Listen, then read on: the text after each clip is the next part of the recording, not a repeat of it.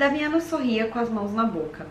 É que meus dentes não são bons, nunca foram, e eu cansei de tentar arrumar, explicou já ao abrir a porta. Oi gente, tudo bem? Eu sou a Ana Lu e eu li Como Se Fosse um Monstro, da Fabiane Guimarães. A Fabiane Guimarães é uma escritora contemporânea brasileira de Goiânia, e o primeiro livro dela eu li ano passado ou ano retrasado, se eu não me lembro, quando a companhia disponibilizou para os parceiros pegarem gratuitamente no Kindle. Foi um livro que eu peguei assim, quase sem pretensão. Eu li a sinopse quando eles mandaram a opção e eu me interessei, e eu li muito rápido. Eu lembro que era um livro que eu não conseguia parar de ler, eu devorava no Kindle, porque os capítulos da Fabiane são muito curtos e ela traz uma história sempre muito direta, ao mesmo tempo narrada com leveza e que trata de assuntos polêmicos, e isso eu digo depois de ter lido, né, essa segunda obra dela. Quando esse livro chegou aqui em casa eu fiquei muito feliz, porque logo que eu fiquei sabendo do lançamento dele, eu já coloquei ele na minha lista de desejos, tanto por conta da autora quanto por conta da sinopse. Eu já tinha gostado de um livro da Fabiane e o assunto aqui me interessava muito, e assim que chegou aqui em casa eu já quis fazer a leitura. Se eu não me engano, esse livro chegou aqui em março e eu li ele logo em abril, e hoje a gente vai conversar um pouco sobre ele. Bom, então como eu falei, já deu pra perceber que uma característica da Fabiane é que ela gosta de trazer assuntos polêmicos na sua obra pra tratar de uma forma direta, leve e eu diria humana, porque não me parece que ela queira trazer para os seus livros um discurso panfletário isolado, muito pelo contrário.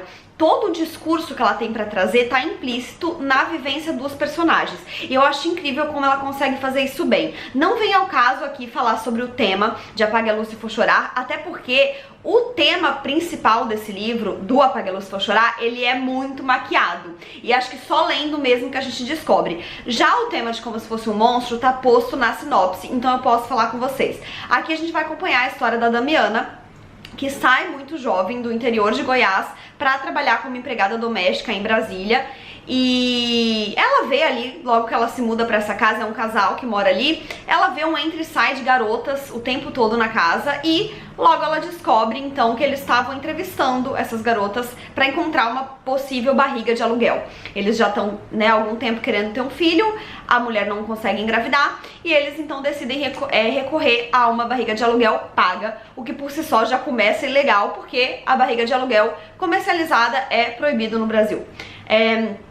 Pois bem, como que a Damiana vai ficar sabendo disso a hora que a proposta chega pra ela? O casal acaba não se satisfazendo com nenhuma das meninas que eles entrevistam, e a Damiana já tá ali dentro da casa deles, né? Eles já conhecem ela, já sabem como ela é, acham que ela é bonitinha e que dali pode sair um bom bebê. E aí a história fica ainda mais nebulosa na minha cabeça, porque eu nunca tinha pensado na barriga de aluguel nesses termos aqui. Talvez eu tenha sido muito inocente, mas mesmo, né, com a barriga de aluguel ilegal no Brasil por comercialização, eu sempre imaginei ela na minha cabeça como fertilização in vitro, utilizando espermatozoide e óvulo de outrem, né?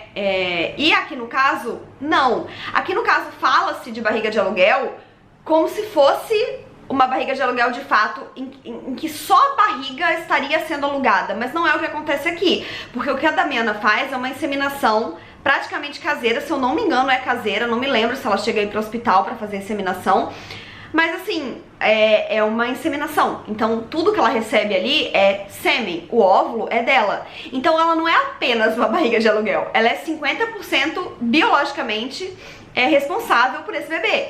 Ela é mãe biológica dele, além de ser barriga de aluguel. E isso já me deixou zureta das ideias, porque não era uma simples barriga de aluguel. Ela era mãe biológica do bebê. E aí, enfim, a gente começa a acompanhar essa parte da vida da Damiana. Tudo isso a gente vai saber, na verdade, enquanto ela tá dando uma entrevista anos depois para uma jornalista muito jovem, a Gabriela, que resolveu estudar essa história, né, a história dela especificamente, da Damiana.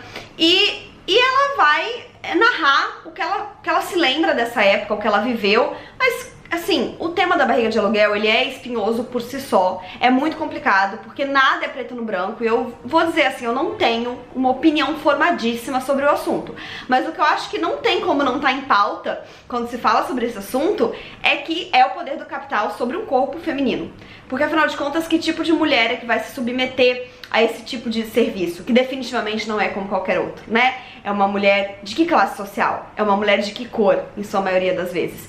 Então não tem como a gente varrer isso pra debaixo do tapete. Tem gente com dinheiro que pode pagar por outra pessoa pra gestar sua criança, e tem gente que não tem dinheiro e que vai se colocar à disposição disso, aqui no caso da Damiana, porque ela vê como uma oportunidade de refazer a vida da família. Então ela sai do interior de Goiás muito jovem e ela quer dar uma vida melhor pra mãe. E ela se deslumbra com isso, né? Aqui a Fabiane não mente. Então ela não quer colocar a Damiana também como uma heroína perfeita, pura, abnegada. Não, a Damiana vai fazer isso por dinheiro, ela vai dar uma casa boa pra mãe, ela começa a entender que ela tem esse poder que é a fertilidade feminina. Ela engravida muito fácil, ela é uma menina muito jovem e ela vai aceitar entrar nessa jornada. Então depois desse primeiro bebê, começam a vir outros, né? Ela acaba entrando num esquema que é meio que gerenciado por um homem misterioso e que começa então a vender não apenas o corpo da Damiana, como de várias outras. Ele tem uma grande rede de barrigas de aluguel e em nenhum momento a coisa é assim, minimamente certinha, por assim dizer, ou seja, na minha cabeça, né, com fertilização in vitro com óvulo doado. Aqui o óvulo é sempre da Damiana, e imagino eu que sempre dessas outras meninas. Então elas não são apenas barriga de aluguel, elas são sempre mães biológicas desses bebês. E na minha cabeça isso tudo ficava muito confuso. E a Damiana, enquanto ela tá contando essa história pra Gabriela, ela se coloca como uma égua parideira. Ela fala: sempre fui uma boa égua parideira, nunca tive muito interesse em ser mãe. Quando o primeiro bebê nasce, ela baqueia, ela tinha dado um nome pra ele na cabeça, ela pede pra segurar, mas depois ela começa a encarar como um negócio. Ela se blinda dos sentimentos e ela vai encarar como um negócio, ela vai entregar os bebês, ela não quer nem ver, ela não quer saber nome, ela não quer saber pra onde que foi, porque ela precisou disso pra conseguir fazer esse serviço. Ela precisou se blindar. E quando ela tá contando essa história toda, a gente percebe que por mais que ela se coloque como bem resolvida, ela não é. Porque ela pede pra Gabriela, e é daí que vem o título do livro, eu não quero que as pessoas me olhem torto quando elas leem a sua reportagem. Eu não quero que elas me olhem como se eu fosse um monstro, porque eu não sou.